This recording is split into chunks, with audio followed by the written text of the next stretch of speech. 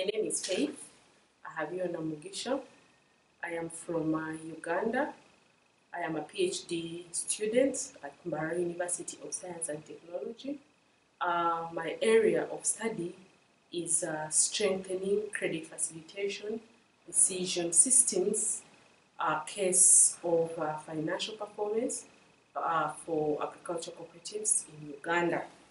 Now, when it comes to AfricaLics activities, I have been able to attend the 2018 6th PhD Academy that was held in Marrakech, in Morocco. It was a great experience for me. Other than that, I've been able to participate in the 16th Globelics International Conference in Accra, Ghana, which has also been a great experience for me. So what I would like to re-echo is about some of the things that I think I was able to learn from my experience at both the PhD Academy in Marrakech and the Globelics Conference in Accra, Ghana. So at the PhD Academy, I was challenged to start thinking theoretically about my PhD studies, because ideally one of the things that stood out was PhD is about the theoretical contribution that you're able to deliver in your work.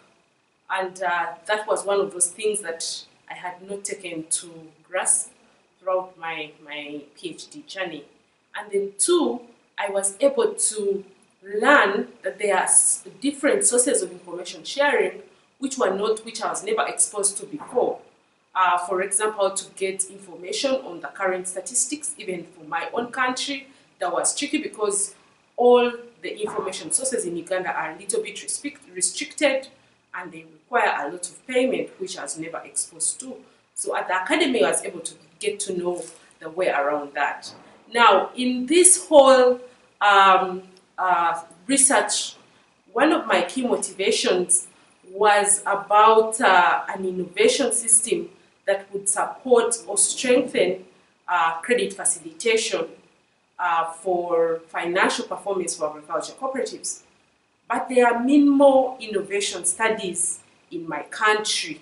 So coming to the AfricaLics PhD Academy was one of those ways I was able to see the world of innovation.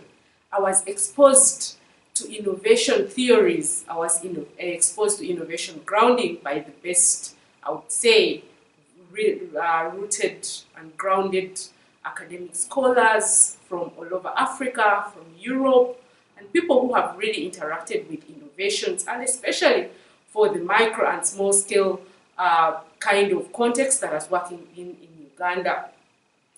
Then today we are very concerned about what is happening now, but none is thinking about what is going to happen in the future.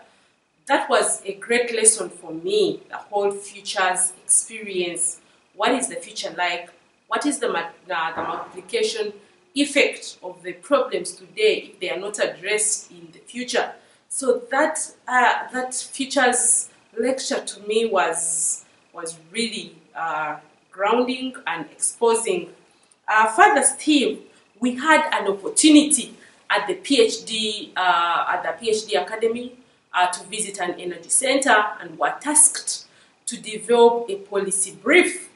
Now, this was my first interaction getting to know about policy briefs. Ideally, of course, I knew them as recommendations, but the whole thing of translating recommendations into practice so that you get the practitioners to get involved in the academia was something that was far-fetched for me.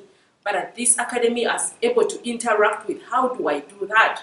So from our visit trip to the research to the energy center, we were tasked to do this, and we were able to do that. So in a way, that was a real interesting gap that I found very relevant and very contributing to my studies.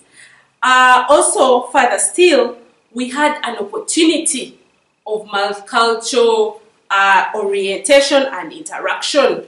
And this wasn't just even about the culture, but it was about the language. So I come from a purely Anglophone country or Anglophone region, that is the Eastern Africa. But here we were in North Africa, where people are French speakers, and we had to work together in teams. So the idea is that research today is not just on regional basis, but it's a world or a global kind of picture. And this gave me a breakthrough or a breakout on my constrained thinking into thinking global. And I think that is the future of research, which was kind of challenging. So equally, of course, the story goes on, but one of the other things that I want to mention is about the methodological choices or the research methodology classes that we're able to take at the academy that exposed me to the real meaning of qualitative data and how do I really analyze qualitative data to be reflected as quantitative data. So there's this whole, all these research methodological classes about the R square, about the Python, using of the machine learning experiences to translate this qualitative data into quantitative data. And I think I highly benefited from, because that is the feature of the current research analysis that I had previously not had contribution about.